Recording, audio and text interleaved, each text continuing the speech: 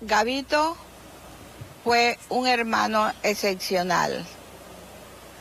Tal como ustedes lo conocieron, así era. Era amoroso, era muy querido, muy espontáneo. Le gustaba mamar gallo, como nosotros decimos por acá, es decir, molestar, poner pereque. Siempre fue el hermano querido por ser el mayor de todos y por demostrar un cariño especial por todos nosotros, y no solo de nosotros, la familia, sino por toda Colombia y todo el mundo, que lo ha demostrado por su interés, su preocupación durante su enfermedad. García Márquez era un personaje muy entrañable para el mundo, una voz crítica, pero sobre todo un escritor simple y sencillamente de excepción. Yo me acerqué a Gabriel García Márquez como lector cuando en 1972, 73, no recuerdo bien, casi que obligadamente en la escuela nos hicieron leer 100 años de soledad, y para mí fue abrir el mundo.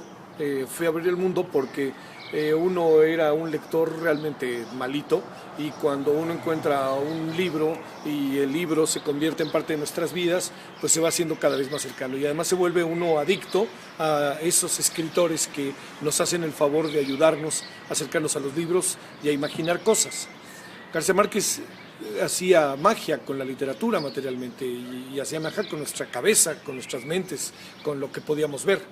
Ahora que los ladros perran, ahora que los cantos gallan, ahora que al bando la tocas las altas suenas campanan, y que los ebusnos burran, y que los gorjeos pájaran, y que los gruños marranan, vengo a penarte mis cantas, ventano de tus debajas.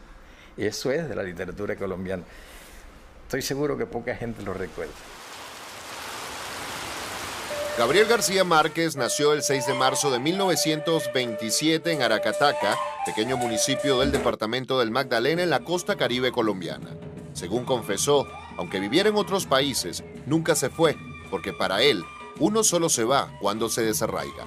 La Aracataca de su niñez fue la sustancia de su literatura.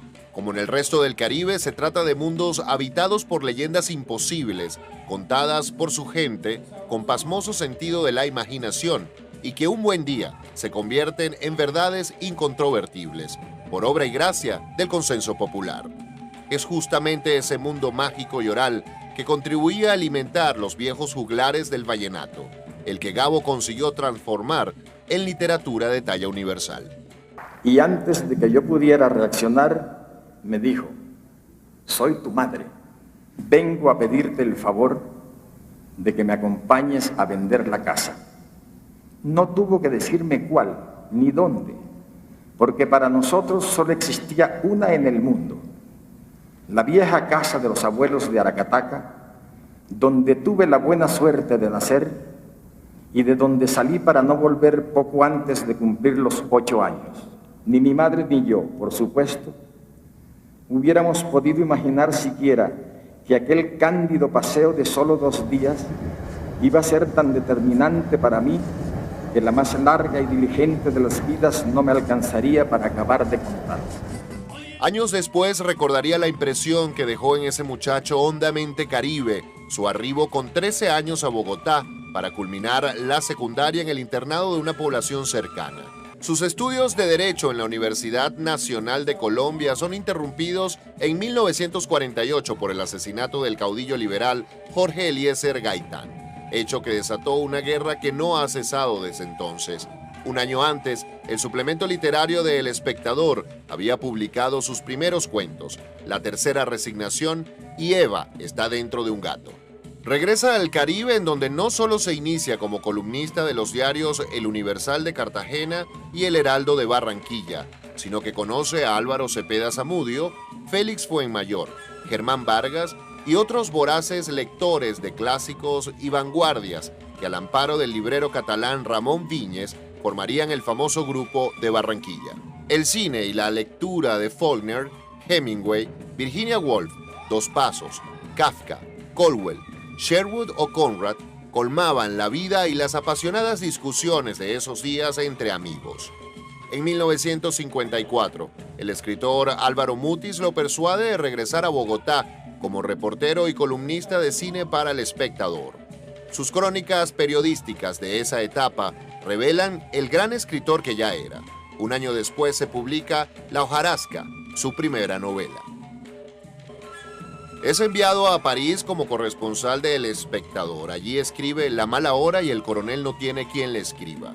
Dos novelas que silencian a quienes le consideraron antipatriota por no vivir en su país. En cualquier lugar del mundo en donde esté, yo estoy escribiendo una novela colombiana, solía responder García Márquez. En 1967, los 8.000 ejemplares de una novela se agotan en 2 semanas. Las primeras líneas hipnotizan a lectores eruditos y principiantes. Muchos años después, ante el pelotón de fusilamiento, el coronel Aureliano Buendía había de recordar aquella tarde remota en que su padre lo llevó a conocer el hielo. Era 100 años de soledad.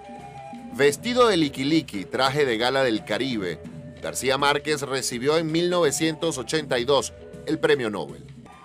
Los inventores de fábulas que todo lo creemos, nos sentimos con el derecho de creer que todavía no es demasiado tarde para emprender la creación de la utopía contraria, una nueva y arrasadora utopía de la vida, donde nadie pueda decidir por otros hasta la forma de morir, donde de veras sea cierto el amor y sea posible la felicidad, y donde las estirpes condenadas a 100 años de soledad tengan por fin y para siempre una segunda oportunidad sobre la tierra.